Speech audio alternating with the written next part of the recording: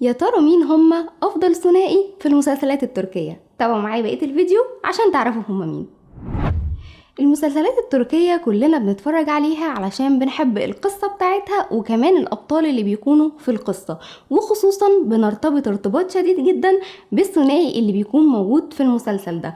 وعشان كده قبل ما أبدأ الفيديو يا ريت تشاركوني رأيكم بإيه هو أفضل ثنائي بالنسبة لكم في الدراما التركية. اكتبوا لي في الكومنتات قبل ما تكملوا الفيديو وتوقعوا مين يكون هو المركز الأول. في المركز العاشر الثنائي أدا وبورا. الثنائي ده كان بادئ بداية مختلفة خالص، ان كانت أدا دي اصلا بتلاحق حبيبها الاولاني اللي هو روزجار، واللي كانت بتحبه من طرف واحد. ولما راح اشتغل في الشركة بتاعة بورا ده حاولت ان هي تروح وراه علشان يعني تخليه ان هو يفضل معاها، يعني ما يسيبهاش لانه هو كان متجوزها علشان بس ياخد الجنسية.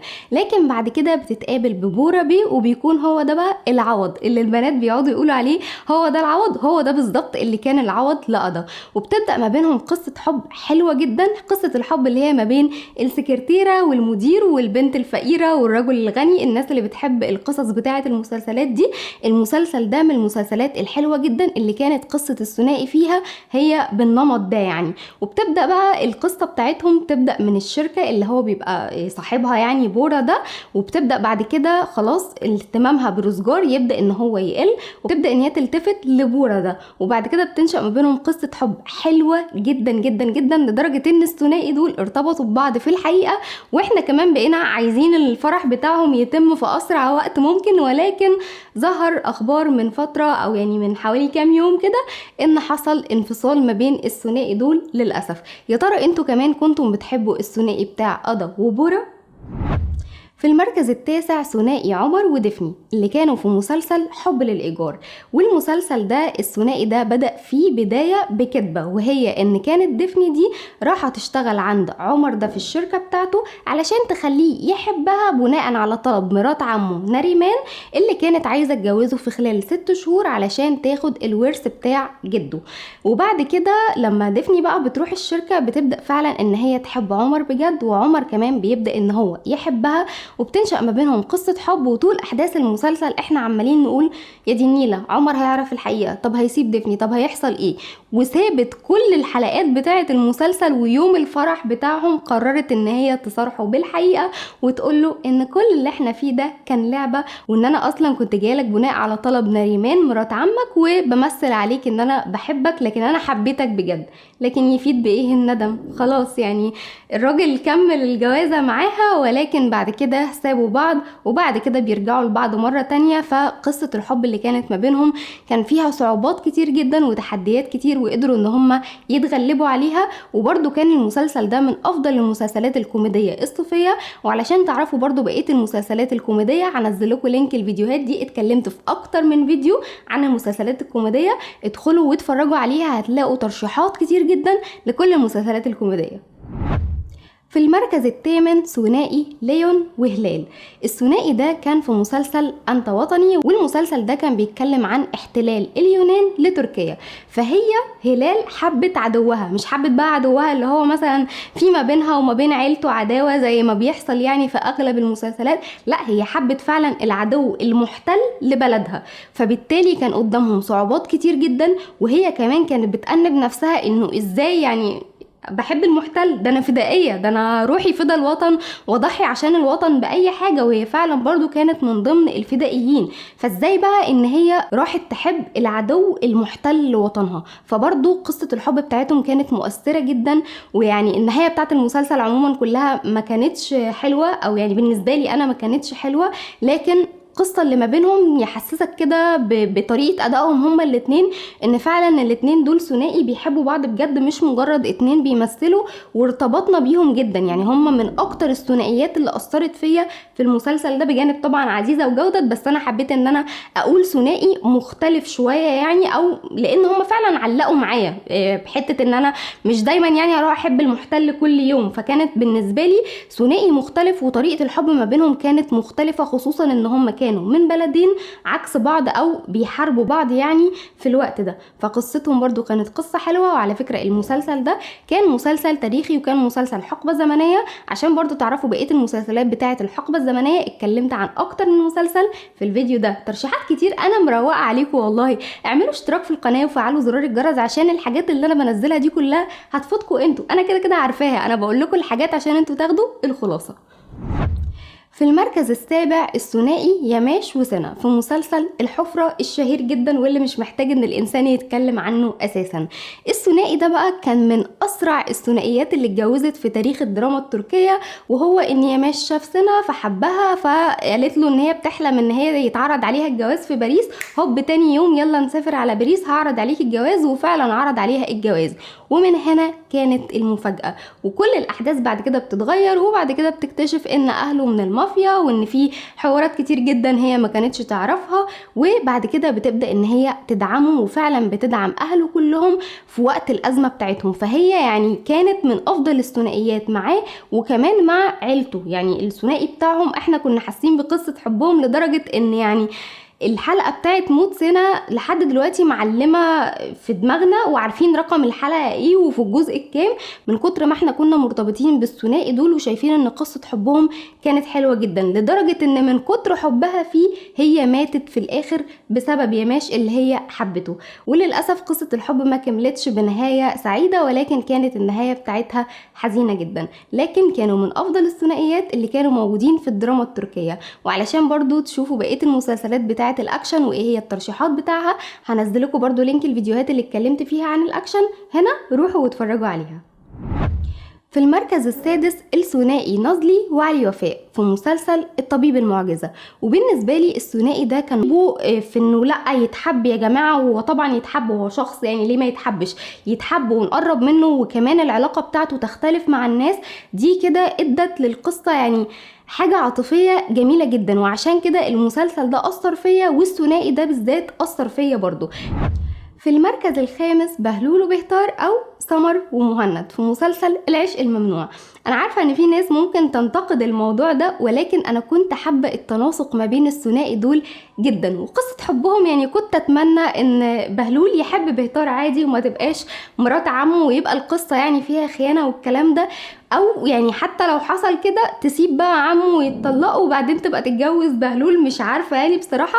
بس كان نفسي النمط يبقى مختلف عن كده، وان هي تبقى قصه حب حلال مش قصه حب ممنوعه. لكن ومع ذلك كنا بنحب الثنائي ده جدا، وتعاطفنا مع بهتار اللي هي سمر جدا، وبهلول ده كان هو أس البلاوي اصلا. ولكن النهاية اللي خدوها كانت نهاية مستحقة ليهم جدا، بان بهتار انتحرت وبهلول ده اتجنن.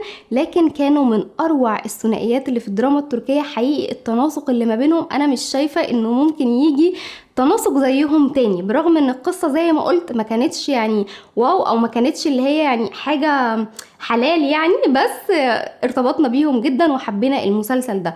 وبرضو علشان تعرفوا النهايات الحزينة والمسلسلات اللي انتهت بنهاية حزينة زي مسلسل العشق الممنوع كده، هنزلكوا برضو لينك الفيديو اللي اتكلمت فيه عن احزن النهايات في المسلسلات التركية عموما، هنا اتفرجوا عليه علشان تعرفوا هي ايه.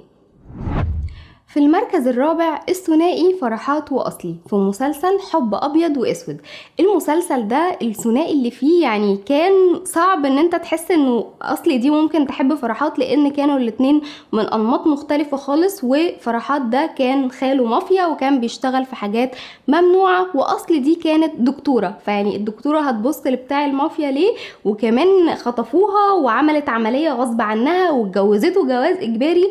فكل الأحداث حواليك تقول ان هي مش هتحبه، لكن بعد كده بنتفاجئ ان بتنشأ ما بينهم قصة حب حلوة جدا. واصل دي بتبدأ تغير في شخصية فرحات، وبعد ما كان شخص قاسي جدا مش بيهتم باللي حواليه، او مش يعني عادي ان هو يقتل اي حد او كده، لا بدأ ان شخصيته تتغير، وبدأ ان هو يبقى عاطفي اكتر وحنين اكتر، وكمان بدأ ان هو يغير في الاعمال اللي كان بيقوم بيها، ويبعد عن خاله اللي كان سبب ان هو اصلا يقوم بالاعمال دي، وشخصيته بدأت تتغير تغيير كلي بعد ما اتعرف على اصل دي. ونهايتهم كمان كانت نهاية سعيدة، بالرغم ان هي ما كانتش يعني مقنعة بالنسبة لنا قوي، لان انت في الاول وفي الاخر كنت رجل مافيا يعني، فكان لازم يحصل فيك اي حاجة، ولكن النهاية بتاعتهم كانت سعيدة، ومن افضل الثنائيات في الدراما التركية اللي لسه بيتكلموا عنهم لحد دلوقتي وعن قصة الحب بتاعتهم.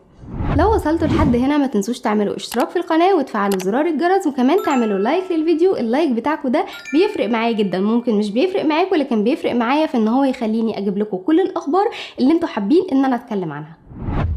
في المركز الثالث الثنائية بتاعت الجاز وجيلان بتاع مسلسل القضاء. الثنائية بتاعتهم كانت حلوة جدا، بالرغم ان هي بدأت بقضية قتل لأخت جيلان دي اللي هي كانت محامية، وكان الجاز اخوه اللي هو شينار كان متهم في قضية القتل دي، وبعد كده بيحصل ان هما بيتجوزوا يعني على الورق علشان الجاز ده ما يشهدش عليها يعني في حاجة هي عملتها.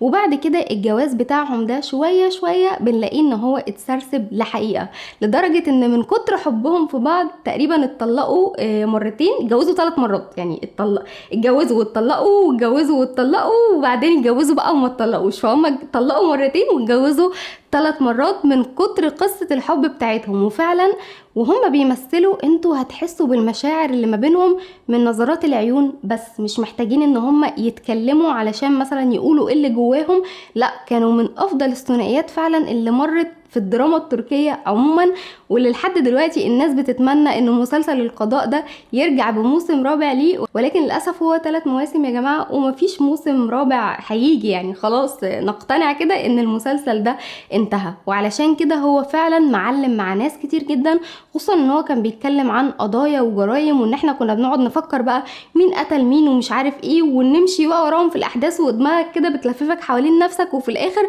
بتكتشف ان القاتل حد مختلف خالص. وقابلتهم صعوبات كتيرة جدا جدا، لان كان الاول اخو الجاز متهم بقتل اخت جيلان، وبعد كده اتهم بقتل باباها، فيعني كذا حاجة اللي هي في عقبات كتير جدا قدامهم تقول ان الاتنين دول مش هينفع ان هم يكملوا مع بعض، لان في مشاكل كتير ما بين العيلتين يعني، ولكن قصتهم كانت من اجمل القصص في المسلسلات التركية.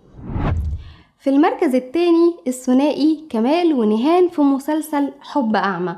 الثنائي ده من كتر ما احنا حبيناه احنا لحد دلوقتي مش مصدقين النهاية اللي انتهوا بيها.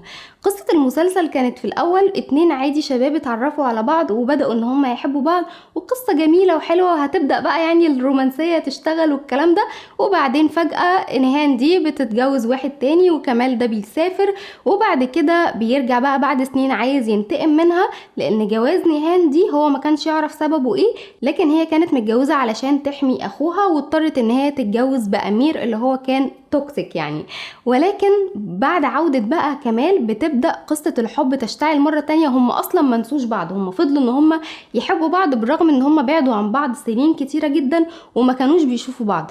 فيعني انتوا ازاي ان اصلا في ناس خلاص بعدوا، وهي انا شايف ان هي اتجوزت ومع ذلك انا لسه بحبها، وهي كده كده متجوزة غصب عنها، فهي مش بتحب اصلا ان هي متجوزاه ده، وبتحب الشخص اللي هو كمال اللي كانت بتحبه عادي. ففضل الاتنين عندهم وفاء لبعض كبير جدا، وبعد كده بيرجعوا ان هم يتقابلوا تاني وبيحاولوا ان هم يتخطوا العقبات اللي قدامهم اللي هي كانت بتتمحور في الشخص اللي كان اسمه امير، وبعد كده فعلا بيحاولوا ان هم يتخطوا العقبة دي وبيقدروا، ولكن بيفضل برضو واقف لهم في النص، وبسبب امير ده كمال وامير الاتنين بينفجروا، وقصة الحب دي مش بتكتمل او بتنتهي نهاية حزينة للأسف. وعشان كده الثنائي ده معلم معانا لحد دلوقتي، انه اي حد يعني لو سألت اي حد مين افضل ثنائي في الدراما التركية هيجيب لك كمال ونيهان، بسبب مسلسل حب اعمى واللي انتشر ونجح بطريقة كبيرة جدا في كل الوطن العربي مش في تركيا بس.